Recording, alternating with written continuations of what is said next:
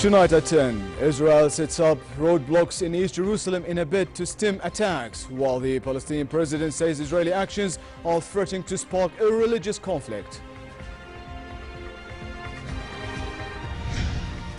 The United Nations is pushing for a ceasefire in Syria and thinks the escalation in fighting will actually create a chance for political talks.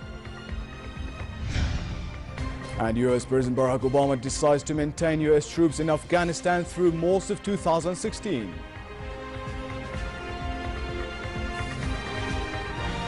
Good evening and welcome to the news at 10. Violent clashes erupted for the third consecutive day in the West Bank city of Bethlehem. The confrontations followed Israeli Prime Minister Benjamin Netanyahu's decision to impose more military measures across the occupied West Bank in a bid to quell the protests. Palestinian President Mahmoud Abbas had said Israeli clampdown would spark a religious war in the region. Here's more. This is how occupied East Jerusalem looked like today.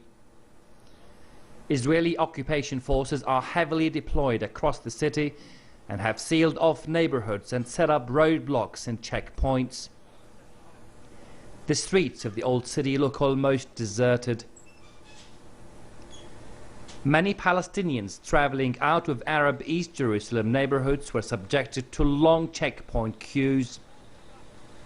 Cars were lined up, waiting sometimes for over an hour to cross into the center of the city.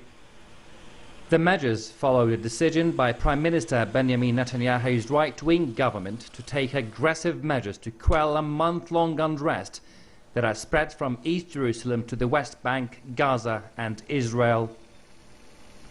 But for Palestinians, quashing the protests is a crackdown on their right to defend the sanctity of Al-Aqsa Mosque compound, which has been breached by extremist Jews and settlers. In a televised address, Palestinian President Mahmoud Abbas said Israeli actions in the occupied territories would threaten to spark a religious war. These days, the Israeli aggressive assault against our people and its land and its holy places is escalating, and the racism is showing its ugly face and is making the occupation uglier. It is threatening peace and stability and is threatening to spark a religious conflict that would burn everything, not only in the region but also in the whole world. Violent confrontations, meanwhile, continue unabated in the occupied Palestinian territories. Today, Israeli occupation forces clashed with Palestinian youth in the West Bank city of Bethlehem. Israel's crackdown on Palestinians have raised speculation that Palestinians could be embarking on another uprising. Since the start of the month, 32 Palestinians and 7 Israelis have been killed. Ra'ad Btush for the news at 10. Saudi-led coalition airstrikes targeted Houthi-controlled arms depots and military installations on Nuqm mountain overlooking the capital Sana'a. Witnesses said fires raged at the site resulting from secondary explosions from airstrikes on weapons caches. An Iranian allied group said Houthi forces fired a ballistic missile in retaliation for attacks by the coalition. A Houthi-linked television station said a Scud missile had been fired at a military airbase in the southern Saudi Arabia. Meanwhile, UN Deputy Secretary General Jan Eliasson said that he hoped UN-backed peace talks to end the war in Yemen could start by the end of October. Eliasson called for both Houthi fighters and the exiled Yemen government of President Abd Rabba Mansour Hadi to attend the UN-backed talks without preconditions. Also, he said the humanitarian situation in Yemen is critical and called for opening more ports to allow in fuel and other supplies. Been disappointed before. The Geneva talks here started, but not very much came out of it. We've been struggling to get these talks starting again. Now is the time to get the talks started. That's our job. Chapter 6 of the UN Charter. Chapter 6 of UN Charter. Pacific settlements of disputes, peaceful settlement disputes. That's I think, UN's best comparative advantage. Russia said its warplanes had eased back on airstrikes in Syria as regime forces press a widening ground offensive. The latest strikes targeted Damascus, Idlib, Hama, Deir ez-Zor and Aleppo provinces. Meanwhile, the United Nations is pushing for local ceasefires in 3 or 4 areas in Syria and think the escalation in the overall fighting could actually create a chance for political talks. Heads of state and government from across the European Union gathered in Brussels for a summit dominated by Turkey and Syria. The EU is desperate for Turkey's help to deal with the influx of refugees across the continent. The EU is offering Turkey additional funding to help build facilities for more than 2 million Syrians it has taken in. German Chancellor Angela Merkel said Turkey plays a key role in solving the historic task of dealing with Europe's migrant crisis and that the European Union should do more to help Ankara deal with the influx of refugees. As European leaders met in Brussels, Secretary General of the United Nations Ban Ki-moon was addressing the Italian Parliament in Rome to discuss strategies for dealing with a tide of refugees trying to enter Europe. Ban said that the resettlement of refugees was a global responsibility and every country needed to play its part. Security officials said Iraqi forces and Shiite militia fighters recaptured most of the country's largest oil refinery near the town of Beji from Daesh terrorists. The insurgents struck back with gains in Beji and the western province of Anbar.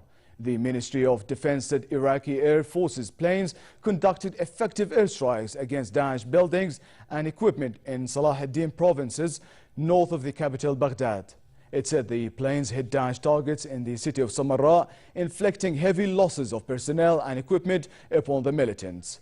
Separately, the Joint Command Task Force said the United States and its allies conducted 17 airstrikes on Daesh militants in Iraq, hitting tactical units, weapons, fighting positions, vehicles and other assets near 8 cities.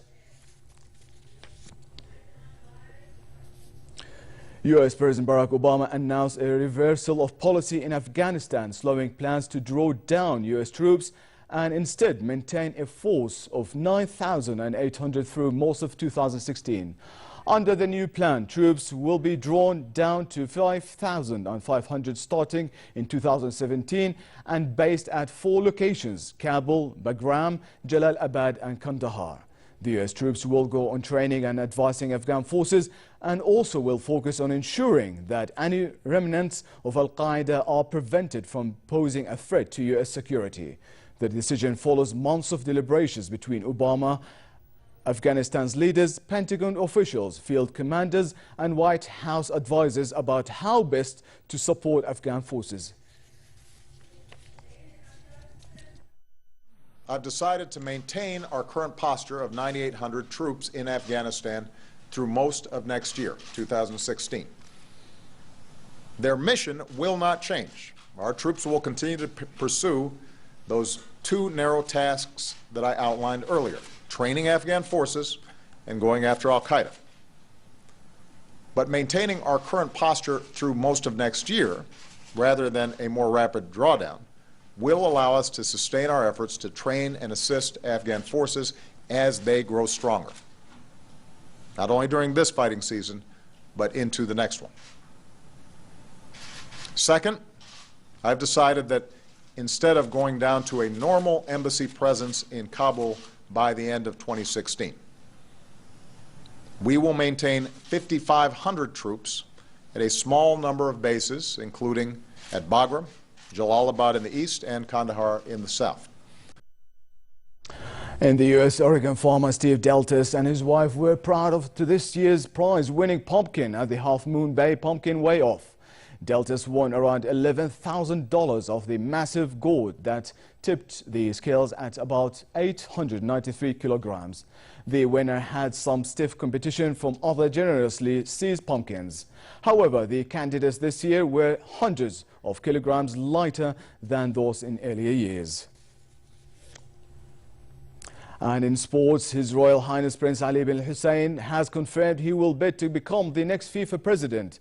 Prince Ali failed in May's election, but the president's subsequent resignation created a vacancy again. He he pledged to restore the reputation of world soccer's scandal-ridden governing body.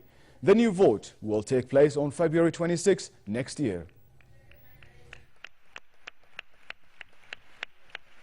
Right now, we need a candidate who is forward-thinking, who brings a new idea, who is not tainted by the past as well.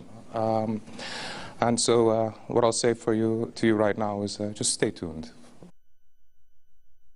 The Jordan Rally Round 6 of the 2015 Middle East Rally Championship MERC kicked off yesterday from the Abdoun area in Amman with the participation of 14 teams.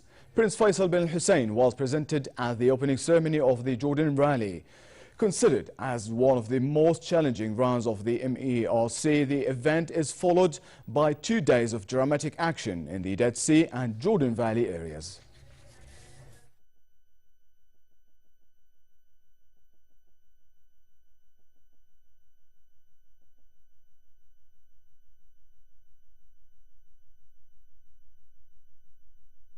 And finally, moderate conditions continue to prevail across the kingdom for the rest of tonight with northwesterly light winds. Tomorrow it will be moderate in the hilly areas and relatively hot in the Jordan Valley and the Dead Sea with northwesterly moderate winds.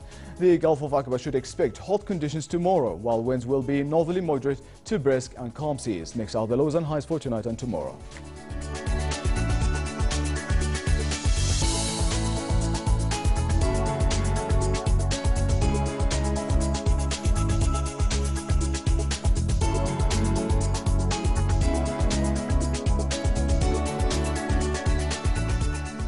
And to close, here are the top stories once again.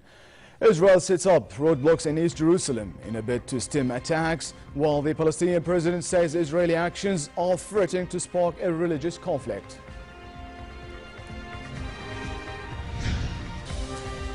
The United Nations is pushing for a ceasefire in Syria and thinks the escalation in fighting will actually create a chance for political talks. And US President Barack Obama decides to maintain US troops in Afghanistan through most of 2016.